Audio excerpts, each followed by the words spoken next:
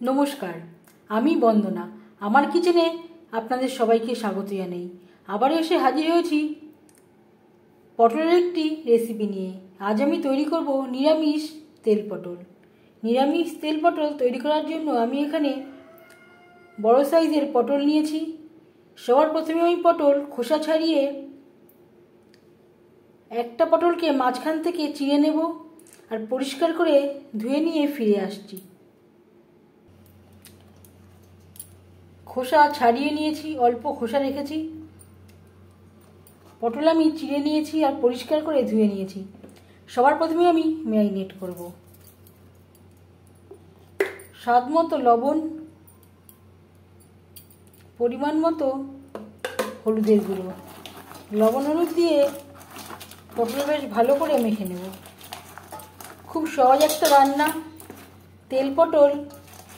আপনারাও মাঝে মধ্যে তৈরি করে থাকেন, তবে আমি কীভাবে নিরামিষভাবে এই তেল পটল তৈরি করি সেটা খুব সহজভাবে আপনাদের সাথে শেয়ার করব।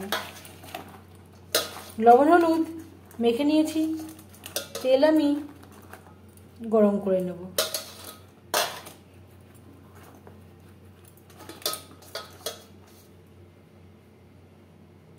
তেল পটল তৈরি করার জন্য 5 চামচ রিফাইন্ড অয়েল গরম করে নিয়েছি। আমি রান্নাটা করছি রিফাইন্ড অয়েলে, আপনারা চাইলে সরষের তেলেও করতে পারেন। তেল গরম হয়ে গেছে, এবার দিয়ে দেব ম্যারিনেট করে রাখা পটল।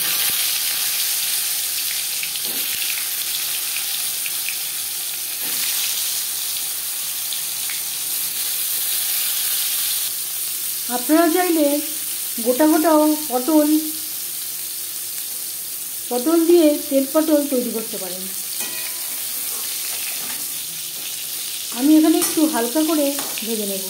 এইভাবে পটল ভাজলে পটলের ভেতরে একটা জলজলে ভাব থাকবার সম্ভাবনা থাকবে না।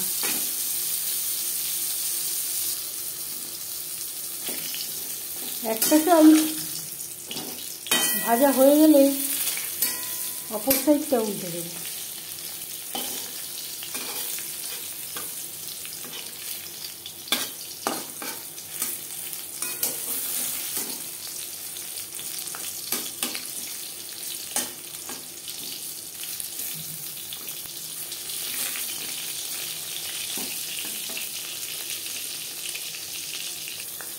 পটল ভাজা হয়ে গেছে, এর থেকে বেশি ভাজবার প্রয়োজন নেই। একটা পাত্রে উঠিয়ে নেব।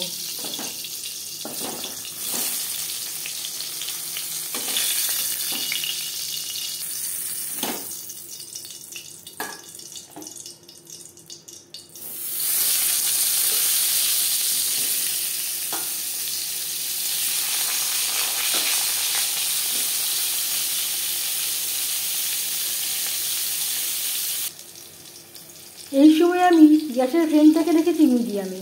হাই ফ্লেমে তেল গরম করে নেওয়ার পর পটলগুলো আমি ভাজবো মিডিয়াম ফ্লেমে। এতে পটলটা সেদ্ধও হবে, ভাজাও হবে। তেল পটলের জন্য একটা মশলা আমি তৈরি করে নেব। এখানে নিয়েছি নারকেল কোড়া সামান্য পরিমাণে, আর দিয়ে দেব একটা টমেটো, 4টে কাঁচা লঙ্কা। ঝালটা অবশ্যই আপনাদের স্বাদ অনুযায়ী দেবেন। সামান্য পরিমাণে জল দিয়ে এর একটা পেস্ট আমি তৈরি করে নেব। পটল আমি ভেজে নিয়েছি। পুরো পটল আমি গ্রেভিতে অ্যাড করব না। যেই পটলগুলো কড়া করে ভাজা হয়েছে সেগুলো আমি ডালের সাথে সার্ভ করব। এর জন্য আমি আলাদা করে রেখে দিয়েছি।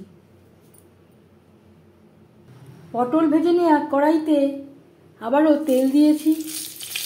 ফোড়নে দিয়ে দিলাম 1/2 চা চামচ গোটা জিরে, একটা তেজপাতা, একটা শুকনো লঙ্কা, যেটা আমি টুকরো করে নিয়েছি।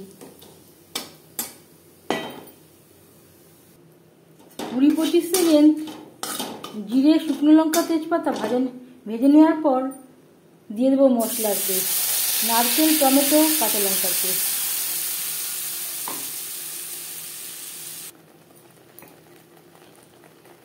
মিক্সচারের জারটা ধুয়ে জল, যাতে পুরো বাটাটাই অ্যাড করতে পারি।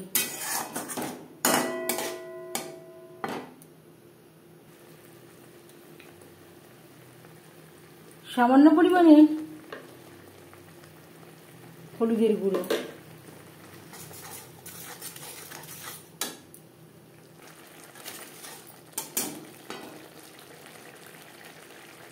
সামান্য পরিমাণে লবণ। এর আগে একবার লবণের ব্যবহার করেছিলাম, সেটা মাথায় রাখতে হবে। গ্যাসের ফ্লেমটাকে এই সময় লোতে রেখেছি। আর লাগছে জিরের গুঁড়ো, ধনের গুঁড়ো।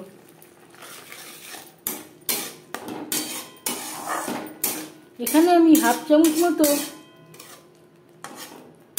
ভাজা ধনের গুঁড়ো ও জিরের গুঁড়ো অ্যাড করলাম।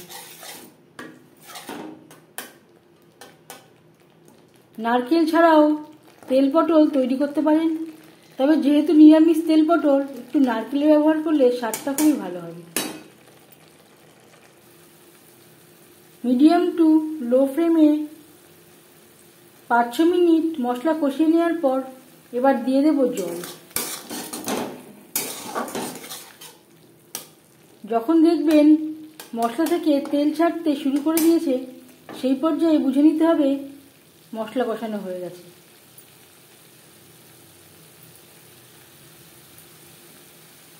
জল কতটা অ্যাড করবেন সেটা সম্পূর্ণ নির্ভর করছে আপনার উপর।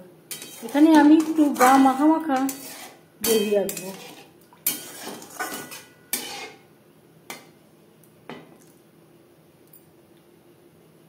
গ্রেভি ফুটে ওঠা পর্যন্ত অপেক্ষা করব।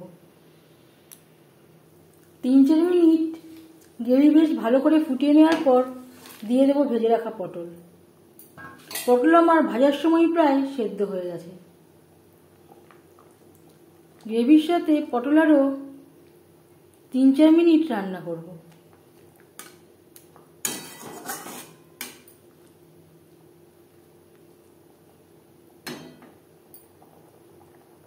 তিন 4 মিনিট রান্না করে নেওয়ার পর দিয়ে দেবো হাফ চামচ সুগার পাউডার। আর লাগছে 1 চিমটি মতো গরম মশলা পাউডার। গ্রেভির সাথে সুগার পাউডার ও গরম মশলা পাউডার বেশ ভালো করে মিক্সড করে দেব। যেহেতু নিরামিষ তেল পটল, অবশ্যই একটু চিনি ব্যবহার করবেন। আমার কাছে তৈরি করা ছিল তাই আমি সুগার পাউডার ব্যবহার করলাম। আপনারা এর পরিবর্তে দানা চিনিরও ব্যবহার করতে পারেন। 5 মিনিট ঢেকে স্ট্যান্ডিং টাইমে রাখবো। আমি আর ঘির ব্যবহার করলাম না, যেহেতু তেল পটল। আপনারা চাইলে ঘির ব্যবহারও করতে পারেন। নিরামিষ তেল পটল রেডি সার্ভ করার জন্য। এই রেসিপিটি নিরামিষের দিন ট্রাই করতে পারেন। এই তেল পটলের রেসিপিটি কেমন লাগলো অবশ্যই জানাবেন কমেন্টের মাধ্যমে। যদি এই রেসিপিটি ভালো লেগে থাকে লাইক করবেন, শেয়ার করবেন, সাবস্ক্রাইব করবেন আমার চ্যানেলটিকে। বেল আইকনটা ক্লিক করে দেবেন। যখন আমি নতুন ভিডিও আপলোড করব তার নোটিফিকেশান সবার আগে আপনার কাছে পৌঁছে যাবে। আপনারা সবাই অনেক অনেক ভালো থাকবেন। এই ভিডিওটি দেখার জন্য ধন্যবাদ।